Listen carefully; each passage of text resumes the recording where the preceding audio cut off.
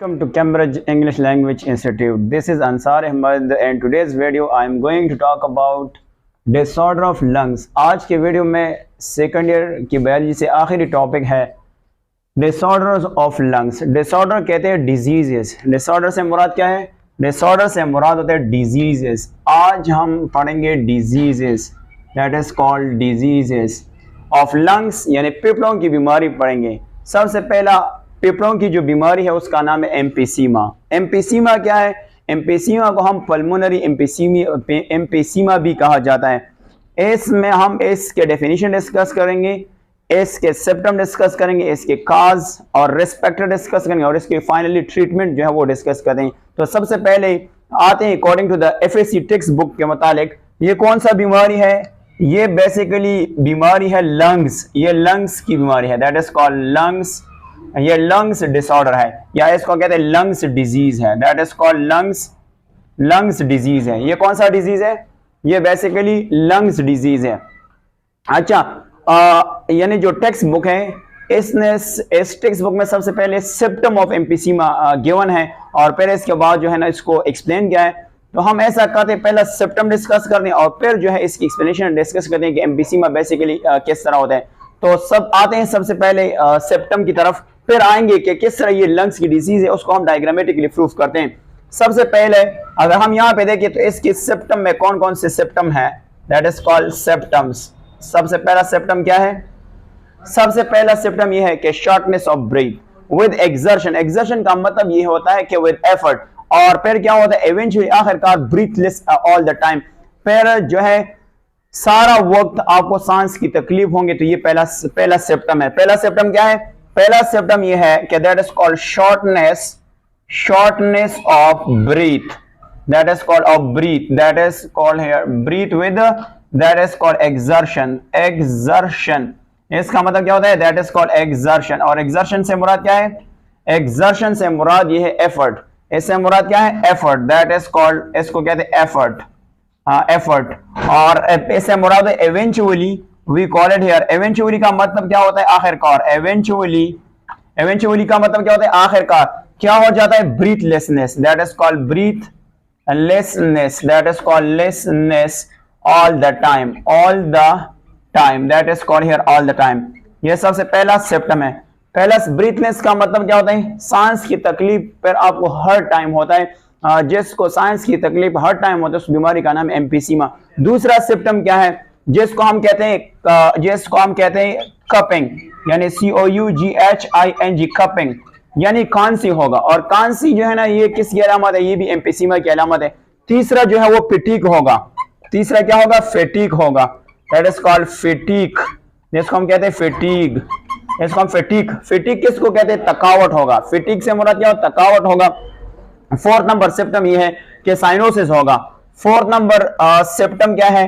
That is called cyanosis, that is called cyanosis.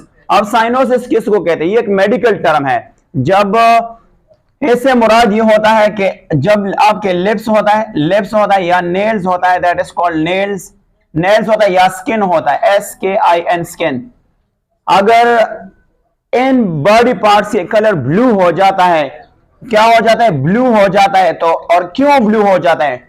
Due to lack of oxygen and blood. जब आपके खून में oxygen की मिकदार कम हो जाता है तो फिर आपके मुख्तलिफ बॉडी पार्ट्स, खासकर जो नेल्स होते हैं वो येलो हो जाते हैं, खासकर लिप्स होते हैं। स्किन जब ब्लू हो जाते हैं, सॉरी येलो ना, ब्लू हो जाते हैं, तो फिर उस बीमारी का नाम, फिर उस टर्म को हम क्या नाम देंगे? उसको हम कहते हैं साइनोसिस। कौन कौन से होते हैं? Due to lack of O2, that is called O2 where? That is called and blood, that is called blood। तो इसको हम क्या नाम देंगे? इसको हम साइनोसिस। सो अगर साइनोसिस भी एक सिम्पटम है और साइनोसिस ये मेडिकल टर्म है, इससे मुराद ये है कि जब आपके नेल्स, लिप्स और स्किन ब्लू हो जाता है, क्यों? जब आपके खून में ऑक्सीजन की मिकदार कम हो जाता है तो उसको हम क्या कहते हैं? उसको हम बेसिकली कॉल्ड साइनोसिस। ये इसकी फोर्थ सिम्पटम हो गई। अब इसमें बेसिकली होता क्या है? तो चलो आज इसको डिस्कस करते हैं।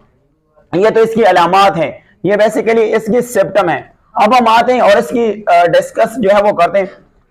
जिस तरह यानी इसमें बेसिकली होता क्या है? जिस तरह हमें पता है कि जो एक्सचेंज ऑफ गैसेस होता है, exchange of exchange of gases, जिस तरह आपको पता है एक्सचेंज ऑफ गैसेस से मुराद होता है गैसेस ऑफ, यहाँ पे O2 और प्लस CO2 की जो होता है वो कहां पे होता है, अल्वेलाई में होता है, अल्वेलाई में होता है। गैसेस एक्सचेंज कहां पे होता है, अल्वेलाई में होते हैं। तो एम्फीसीमा में बेसिकली क्या हुआ है, we can say a person with emphysema में बेसिकली अल्वेलाई डैमेज हो जाता है। कौन सा चीज डैमेज हो जाता है, यहाँ पे मैं कहता हूं अल्वेलाई डैमेज हो जाता है, दैट इज कॉल्ड डैमेज हो जाता है।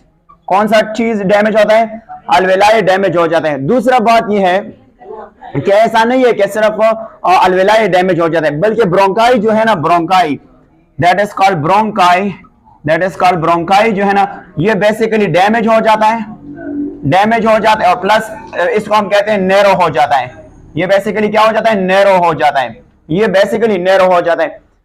आपको पता है हमारा जो ईयरवे है, ईयरवे से मुराद होता है कि हमारे नोज से लेकर टिल द अल्वेलाई तक, इसको हम ईयरवे ऑफ द लंग्स कहते हैं। इसको हम क्या नाम देंगे, that is called airway of lungs, airway of the lungs कहते हैं, दैट इज कॉल्ड लंग्स कहते हैं। तो आपको पता है ये जो ईयरवे है ये बेसिकली इलास्टिक है, ये बेसिकली क्या है, इलास्टिक है। इनमें से क्या होता है, इनमें से बेसिकली जो दो पार्ट्स हैं जिसको हम कहते हैं जिसको हम क्या नाम दें, दैट इज कॉल्ड अल्वेलाई, और अल्वेलाई के साथ साथ कौन सा पोर्शन है, that is called bronchioles basically क्या करता है, ब्रोंक्यूल्स लूज करता है elasticity, that is called CISTY elasticity. यानी इनमें से कौन कौन से बेसिकली जो ब्रोंक्यूल्स और अल्वेलाई है वो लूज करता है इलास्टिसिटी। जब इलास्टिसिटी लूज करता है तो फिर क्या होता है, अब इसको हम एक डायग्राम से देखते हैं कि किस तरह ये मैकेनिज्म होता है।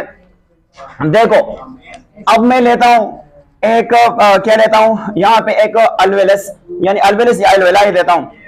आपको पता है कि ये बेसिकली आपको पता है ट्रेकिया होता है, नो डाउट ये आपके पास ट्रेकिया होता है, ट्रेकिया के बाद ब्रोंकाई होता है, फिर ब्रोंक्यूल्स होता है, और एंड में आपको पता है कौन सा चीज होता है, यानी दैट इज कॉल्ड अल्वेलाई सेक होता है, यहाँ पे आपके पास जिसको हम क्या नाम देंगे, that is basically called lungs का नाम देते हैं। अब होता क्या है कि हमारे एक लंग्स में मिलियंस ऑफ अल्वेलाई मौजूद होते हैं, तो अगर हम यहाँ से इसको उठा देते हैं तो ये इस तरह फॉर्म में मौजूद होता है। ये देखो यहाँ पे जो ब्रोंक्यूल्स होता है, फॉर एग्जांपल ये आपके पास क्या, ये ब्रोंक्यूल्स है जिसको हम क्या नाम दें, ब्रोंक्यूल्स होता है, जिसको हम क्या नाम दें, ब्रोंक्यूल्स होता है। इसमें इस ट्यूब के अंदर एक और साइन भी है कि इसमें म्यूकस भी होता है, that is called mucus and bronchioles भी होता है, बट एक्चुअली इस तरह नहीं होता है, ये तो सिर्फ एक साइन है। दूसरा साइन ये है कि अगर आप यहां से देखें तो ये इसके अल्वेलाई होता है, अल्वेलाई होता है।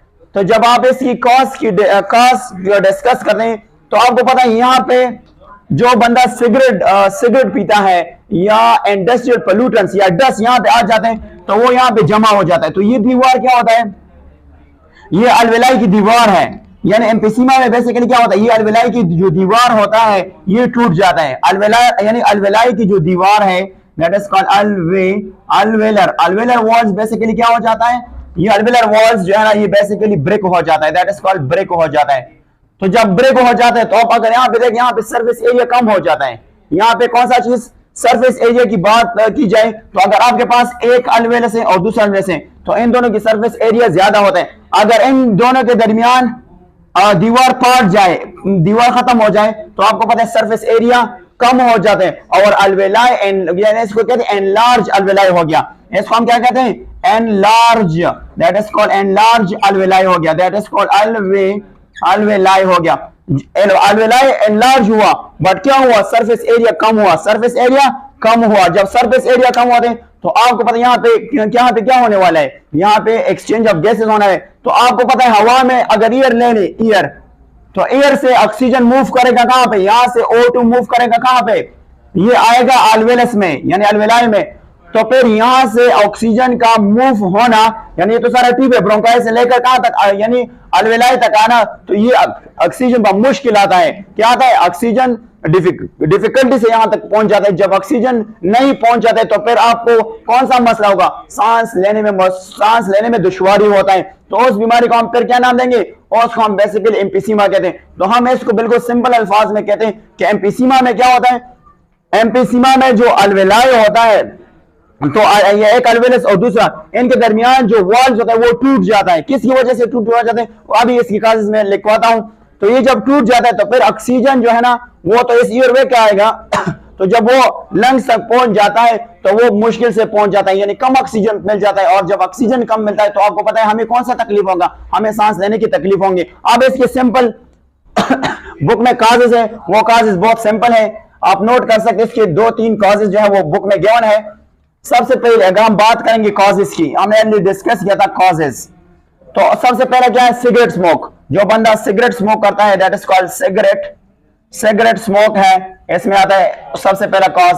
दूसरा क्या, इंडस्ट्रियल पोल्यूटेंट्स, इंडस्ट्रियल पोल्यूटेंट्स है, दैट इज कॉल्ड पोल्यूटेंट्स है, इंडस्ट्रियल पोल्यूटेंट्स है। इसके अलावा डस्ट हो सकता है, that is called dust particle वगैरह हो सकता है, ये उसकी कॉजेज है। अच्छा, अब हम आते हैं और इसकी ट्रीटमेंट डिस्कस करते हैं। बुक जो एफएससी के टेक्स्ट बुक है इसमें ट्रीटमेंट नहीं किया, गिवन नहीं है, बट यहां से मैं ट्रीटमेंट के बारे में बता सकता हूं कि ट्रीटमेंट क्या होना चाहिए। That is called treatment of emphysema क्या है। सबसे पहले ब्रोंकाई यानी ब्रोंकाई डायलेटर होना चाहिए। सबसे पहले क्या होना चाहिए, that is called bronchi that is called bronchi dilator, that is called dilator. Bronchi dilator क्या करेगा, ये ब्रोंकाई को कंट्रैक्ट और रिलैक्स करने में हेल्प करेगा। तो इसके जरिए ऑक्सीजन जो है वो अलवेलाई तक आसानी से पहुंच सकता है। अगर ये नहीं है तो फिर आपने क्या करना है, inhaled, that is called inhaled corticosteroid देना है। अगर ये नहीं, ओरल कॉर्टिकोस्टेरॉइड देना है, कॉर्टिकोस्टेरॉइड देना। अगर ये नहीं है तो फिर आपने एंटीबायोटिक देना है, एंटीबायोटिक। अगर एंटीबायोटिक नहीं है तो फिर आपने ऑक्सीजन थेरेपी करना है। क्या करना है, ऑक्सीजन थेरेपी करना है, that is called therapy, oxygen therapy करना है। तो ये इसके बेसिकली क्या है, ट्रीटमेंट है।